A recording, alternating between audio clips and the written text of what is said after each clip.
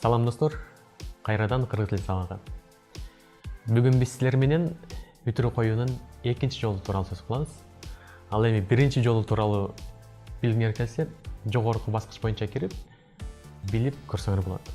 Ал эми бүгүн биз болсо үтүрү коюунун экинчи жолу, же болбосо сүйлөмдүн биринчи мүчөлөрү тууралуу.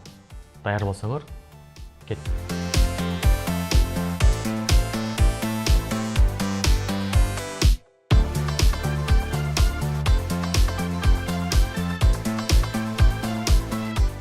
Мына алып көрөлү. Биз ооз-эки сүйлөп жатканыбызда биздин сөзүбүздүн жана ошондой эле биздин өзүбүздүн маанайыбызды, эмоциябызды, сөзгө болгон жасаган басымыбызды биздин үнүбүз билдирет. Анда үнгө кошуп айткан интонациябыз.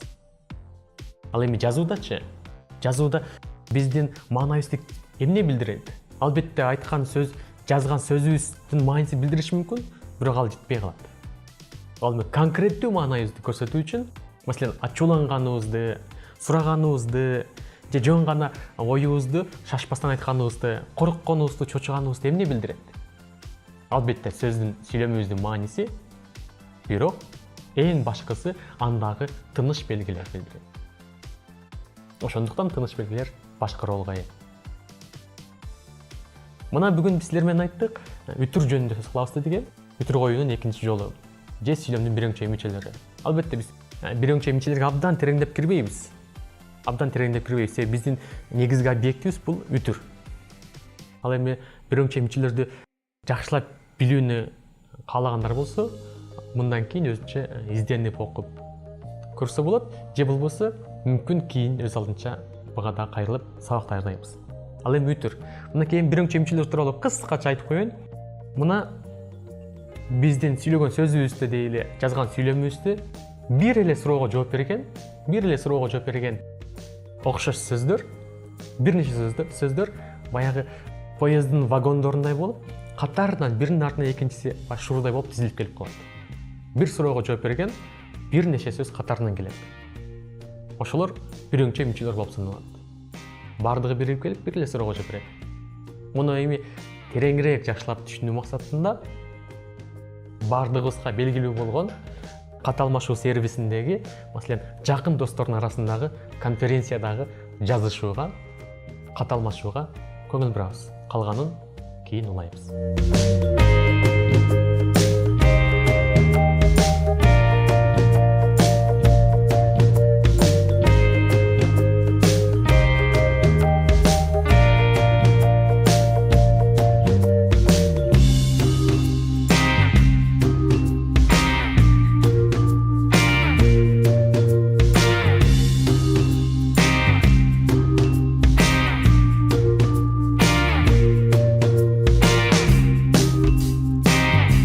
Мына бул достор ортосундагы тамашалашуусу болду.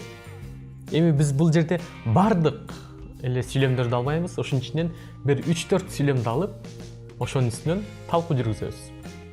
Мына 4 сүйлөм. Булардын ортосундагы жалпылык окшоштук бар. Ал биз жогоруда айткан бир суроого жооп берген сөздөрдүн катары менен келиши. Биринчи сүйлөм. Достор, курбулар, барсыңарбы? Карайбыз. Достор, курбулар, барсыңарбы? Бул жерде бир эле суроого жооп берген сөздөр бар. Алар албетте достор, курбулар. Экөө тең кимдер деген суроого жооп берип жатат. Кимдер? Кимдер достор? Кимдер курбулар? Экинчи сүйлөм. Кылыч, жылдыз, адыл жазгыла дымып олтура бербей. Бул жерде дагы бир эле суроого жооп берген бир нече сөз бар. Алар албетте кылыч, жылдыз, адыл. Үчөө тең биригип ким деген суроого жооп берип жатат. Ким кылыч, ким жылдыз, ким адыл. Үчүнчү сүйлөм. Өкүрүк, бакырык, ызы-чуу кылып жиберипсиңер го заматта. Бир суроого жооп берген сөздөр. Өкүрүк, бакырык, ызы-чуу. Эмне өкүрүк, эмне бакырык, эмне ызы-чуу. Төртүнчү сүйлөм.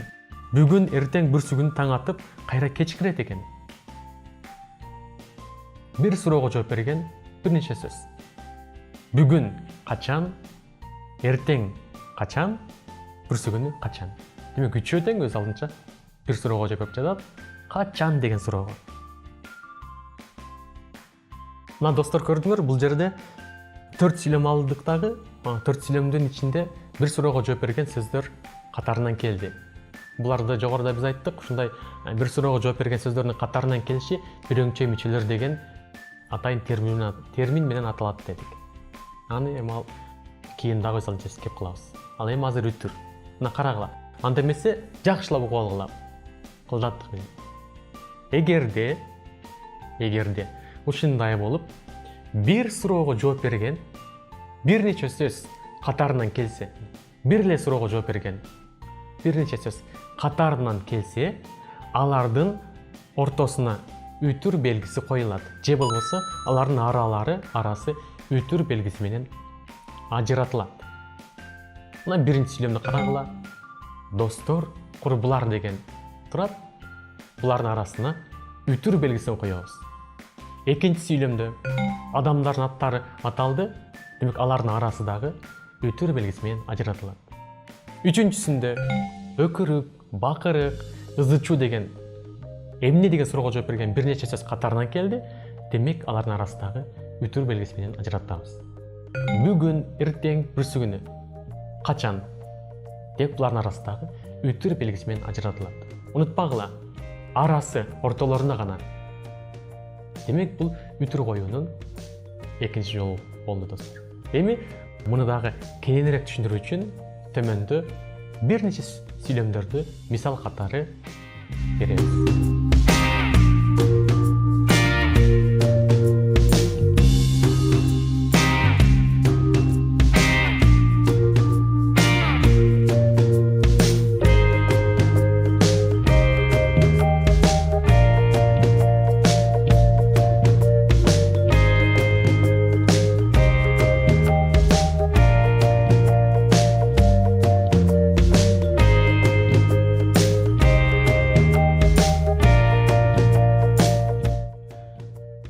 Достор, бүгүнкү сабагыбызды ушу менен жыйынтыктайбыз. Албетте бул үтүргө кайрылбайбыз, бүттү деген сөз эмес. Үтүргө дагы бир нече ирет кайрылабыз. Үтүр бул өзгөчө чоң тема. Андыктан дагы үтүр боюнча сабактарды алдыда күтөбүз. Ал эми бүгүн сак болгула, жолукканча.